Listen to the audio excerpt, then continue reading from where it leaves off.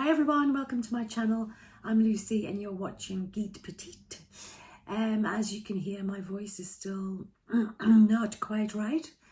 It keeps changing, it keeps going to sort of normal and then being a bit hoarse again. So I still don't know what's happening with that, but it's a bit early to look into it just yet. So I'm just gonna hope that it sorts itself out. So today is Wednesday, the 19th of July. And I am going to be heading into my local town, Whitley Bay, pretty soon to do my button shopping. So what I need is I need buttons for my Lander shorts, which I am doing in this fabric. So I'm going to just take this is one of the flies. So I'm just going to take that with me to help me choose the buttons.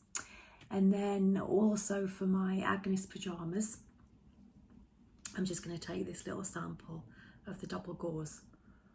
So yeah, going to a lovely shop called Ring-a-Rosie. It's mainly a knitting shop, so it sells a lot of yarn and things and patterns, knitting patterns. But the lady who runs it, Barbara, has got the most lovely selection of buttons, and I usually go there for them. I just like to be able to sort of, you know, see them and hold them against the fabric, because I think when you're looking online it can be a bit difficult to sort of see the true colours and things like that. So I'll maybe do a little bit of video to show you the button selection, and I will come back and talk to you later when I've been. Bye for now. Hi everyone, it is now Saturday. The days have just disappeared. Saturday the 22nd of July. So it's been a busy few days. The children, both of my children finished school yesterday, so there were like special assemblies on, and my son was actually leaving his school, his middle school, and he's going to high school next year. So that was a really special one because it was all the year 8 leavers. So I got to the button shop on Wednesday, and there was loads of selection as usual, and I had a little chat with Barbara, who's the owner. But anyway, so what I'll do just now is pop in a little bit of footage just showing you the selection of buttons she's got.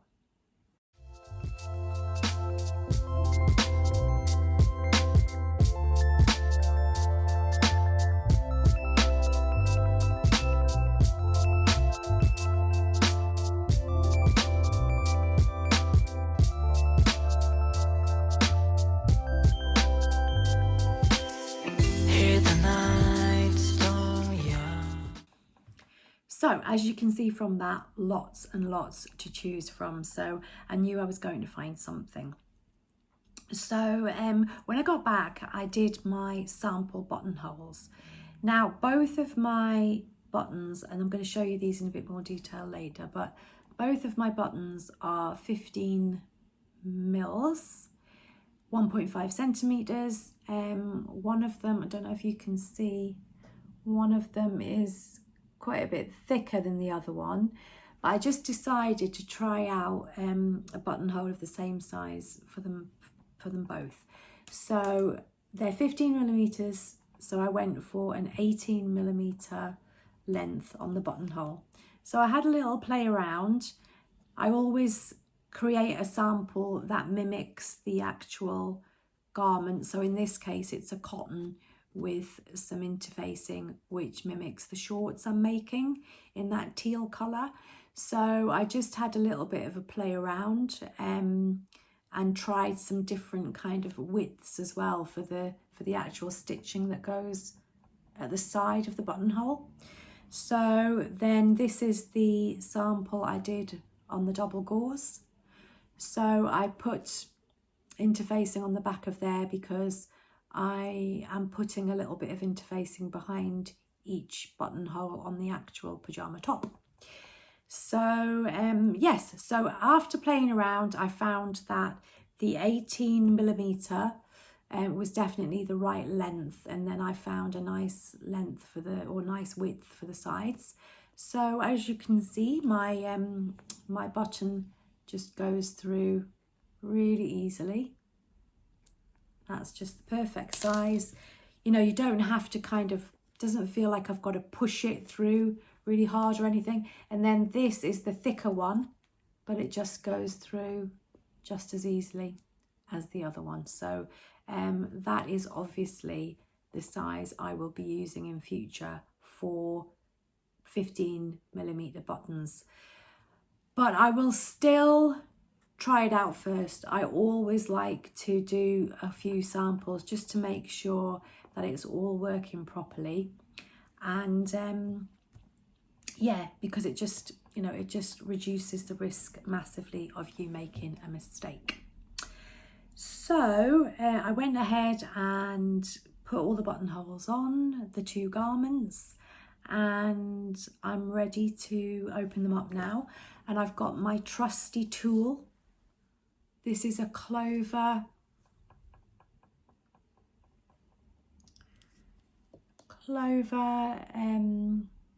buttonhole cutter. You get them in different sizes. This is a 12 mils, which it tells you right there. So this is really helpful because I then, you know that this is, this is smaller than my actual buttonhole. So what you do is you start at one end, you kind of just, it's like a little chisel. You kind of take it in, so that it's not cutting that stitching at the top, and you put it on a cutting mat and then cut through. Actually, while I'm doing mine, I might do a little demo of me doing them. But anyway, because this is a shorter length or width, I know that I can start at one end and cut in, and then I can go to the other end and cut in to finish that off. Obviously, if the buttonhole was smaller, I'm going to end up cutting into the stitching at the side, the reinforcing stitching, so I'm not going to want to do that. But yeah, this is a really handy tool. It stops any of the threads from fraying, so it gives you a lovely finish. And yes, highly recommend them. And I don't believe it was very expensive. I think I just got it online. Okay, so I'm just showing you on the shorts the buttonhole placing.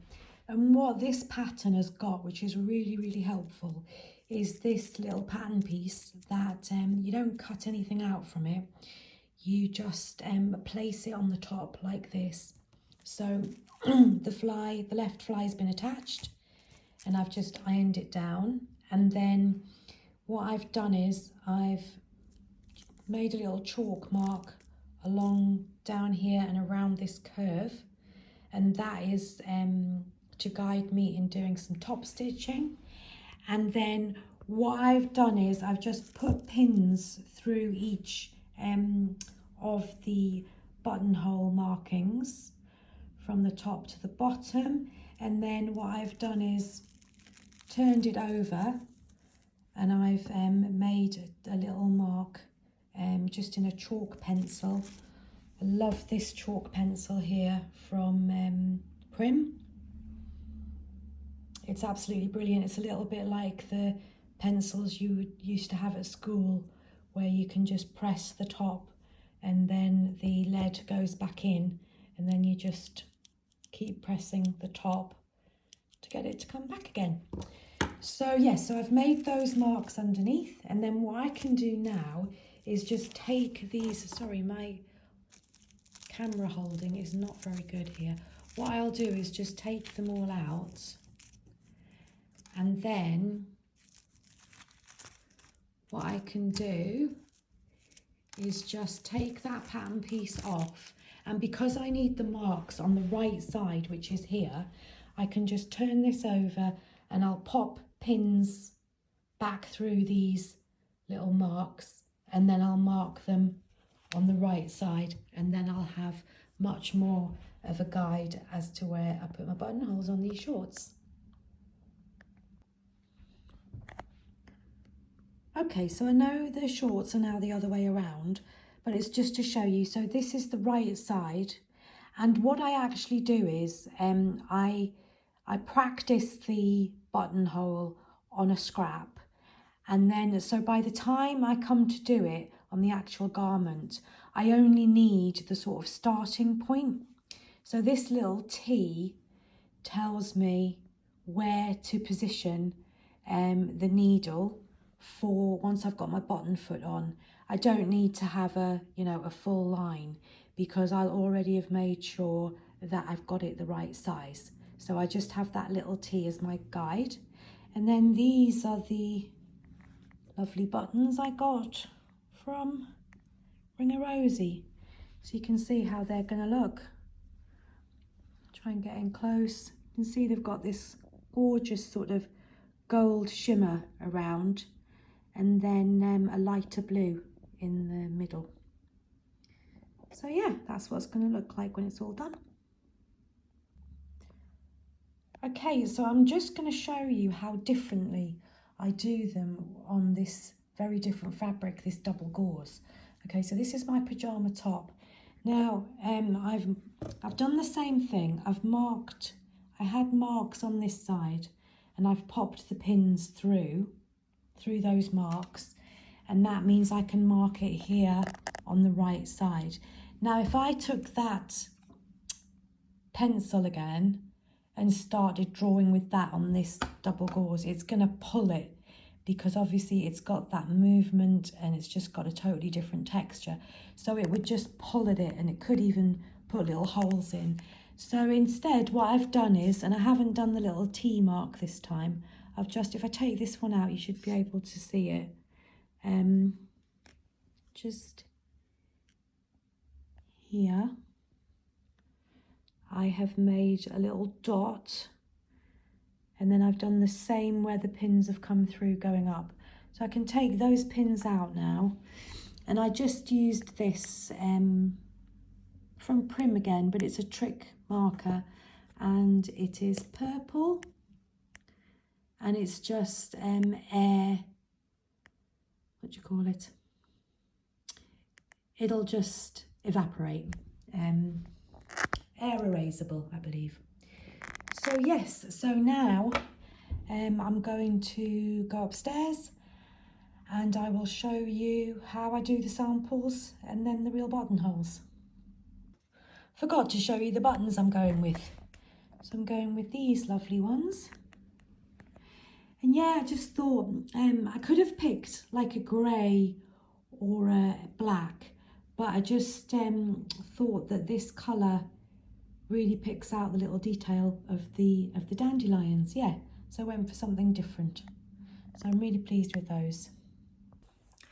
Okay, so I'm just going to show you the buttonholes actually done.